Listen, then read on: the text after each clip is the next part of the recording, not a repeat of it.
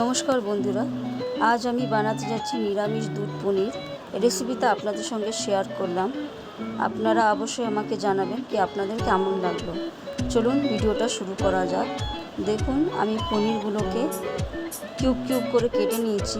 এখানে আমার 500 গ্রাম পনির আছে। আর আপনারা আপনাদের মতন, আপনাদের পছন্দ মতন পনিরগুলো টুকরো করে নিতে পারেন। দেখুন, আপনাদেরকে দেখিয়ে দিচ্ছি, আমি চৌকো চৌকো করে কেটেছি। আর এদিকে আমি মিক্সিং জারের মধ্যে 1 চামচ পোস্ত, 1 চামচ চালমগজ আর 1 চামচ কাজু বাদাম নিয়ে নিয়েছি।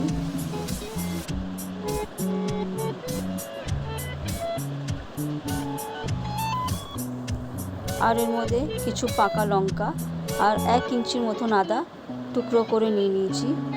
এবার এটাকে আমি একদম ফাইন পেস্ট করে নেব একটু জল দিয়ে।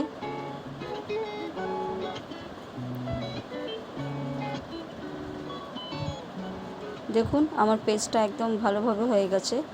এটাকে আমি এখানে রেখে দেব। আর এদিকে ফ্রাইং প্যানটা বসিয়ে দিয়েছি। তার মধ্যে আমি একটু সাদা তেল দিলাম পরিমাণ মতন।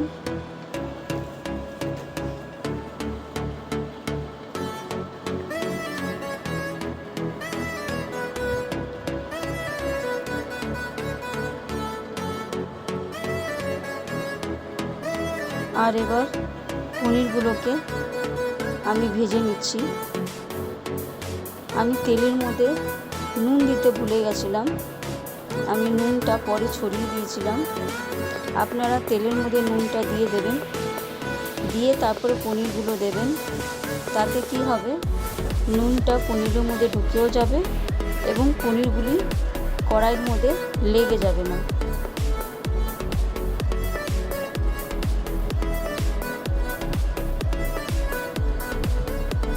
দেখুন, পনিরগুলো আস্তে আস্তে আমার ভাজা হয়ে যাচ্ছে।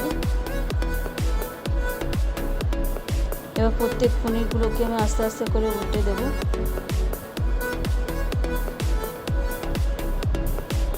আর এগুলোকে লাল লাল করে ভেজে নেব। এদিকে একটা পাত্রে একটু গরম জল হওয়ার জন্য বসিয়ে দিয়েছি। উষ্ণ গরম জল করব। দেখুন, আমার পনিরগুলো লাল লাল করে ভাজা হয়ে গেছে। এবার তেল থেকে ডাইরেক্ট তুলে আমি উষ্ণ গরম জলের মধ্যে ঢেলে দেব।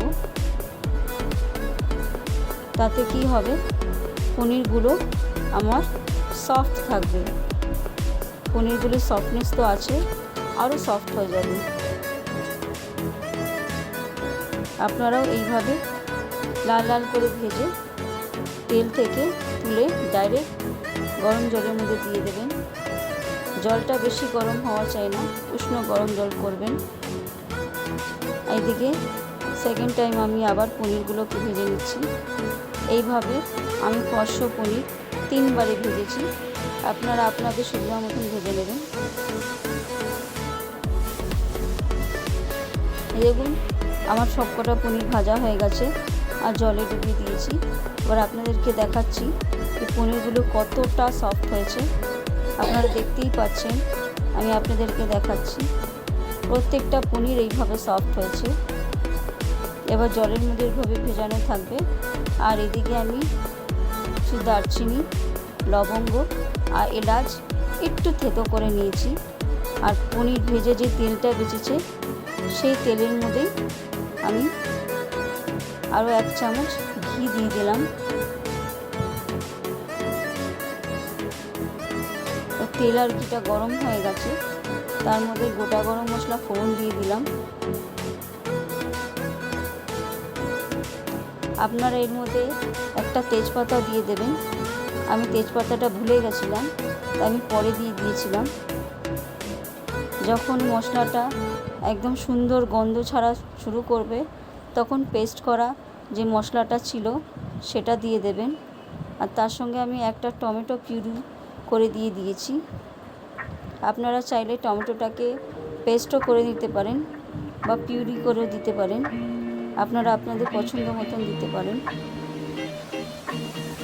এই মধ্যে 1 চামচের মতন গোলমরিচের গুঁড়ো দিয়েছি, আর স্বাদ মতন নুন দিয়ে দিলাম। দিয়ে মশলাটাকে ভালোভাবে কষিয়ে নেব।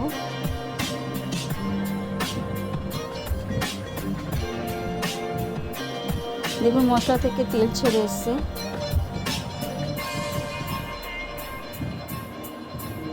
এর মধ্যে মিক্সির বাটি ধোয়া জলটা দিয়ে দিলাম, দিয়ে আবারও মশলাটাকে ভালো করে কষিয়ে নেব।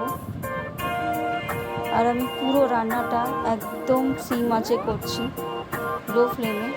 আপনারা লো ফ্লেমে আস্তে আস্তে করবেন, খুব সুন্দর হবে। দেখুন কি সুন্দর তেল ছেড়ে গেছে। এর মধ্যে আমি আরও 1 চামচ চিনি অ্যাড করে দিলাম। আর এইদিকে হালকা গরম দুধের মধ্যে একটু জাফরান ভিজিয়ে রেখেছিলাম, সেই জাফরানটাকে ভিজিয়ে রাখলাম। এই 1 বাটি দুধ আছে, 1 বাটি দুধ মানে 1 কাপের মতন দুধ আছে। এদিকে মশলাটা আমার কষানো হয়ে যাচ্ছে।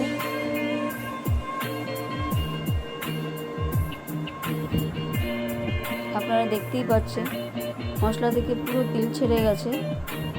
এবার আমি জল থেকে তুলে সে পনিরগুলোকে দিয়ে দেব।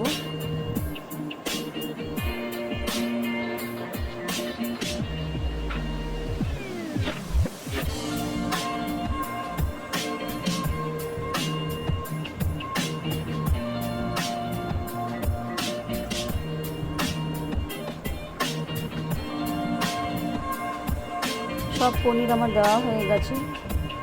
এবার মশলার সঙ্গে ভালো করে পনিরগুলোকে কষিয়ে নেব, মিক্স করে নেব।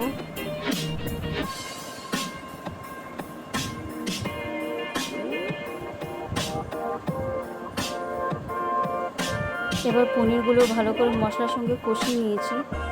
এবার যে জাফরান ভেজানো যে দুধটা আমি রেখেছিলাম, সেই 1 বাটি দুধ আমি দিয়ে দিলাম, দিয়ে ভালো করে মিশিয়ে নেব। এর মধ্যে কোনো রকম কোনো জল ব্যবহার করব না, এই দুধের মধ্যে পুরো পনিরটা হবে। আপনারা দেখতেই পাচ্ছেন ভালোভাবে দুধের মধ্যে পনিরটাকে মিশিয়ে নিয়েছি। এবার এটাকে ঢাকা দিয়ে আমি 5 মিনিট রেখে দেব। আপনাকে ঢাকনা খুলে দেখাচ্ছি, কি সুন্দর দেখুন পুরো গ্রেভিটা ফুটে উঠেছে। 1 চামচ শাহি গরম মশলা দিয়ে দিয়েছি, আর আবারও আরেক চামচ ঘি আমি দিয়ে দিলাম উপর থেকে।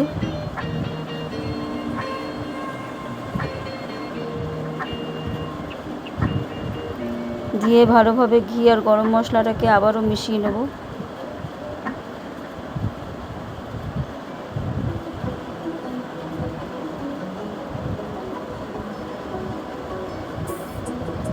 দেখুন আপনাদেরকে দেখাচ্ছি কি সুন্দর কালার এসছে। আমার জানলার থেকে রোদ পড়ছিল, তাই কালারটা হলদে হলদে লাগছিল। জানলার রোদটা ঢেকে আপনাদেরকে দেখাচ্ছি সুন্দর লাল রং হয়েছে। এবার উপর থেকে কসুরি মেথি একটু ক্রাশ করে দিয়ে দিলাম, দিয়ে এটাকে আবারও মিশিয়ে নেব। আমার পনিরের রেসিপিটা পুরোপুরি তৈরি হয়ে গেছে।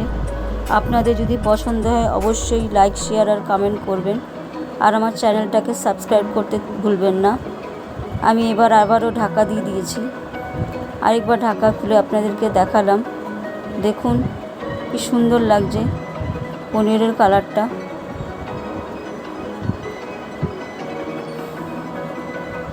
যেমন দেখতে হয়েছে তেমনি খেতেও হয়েছে।